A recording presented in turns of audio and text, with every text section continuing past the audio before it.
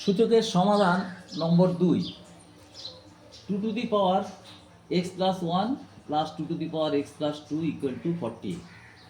এইটাকে লিখতে পারি 2 to the power x into 2 plus 2 to the power x into 2 to the power 2 equal to 48।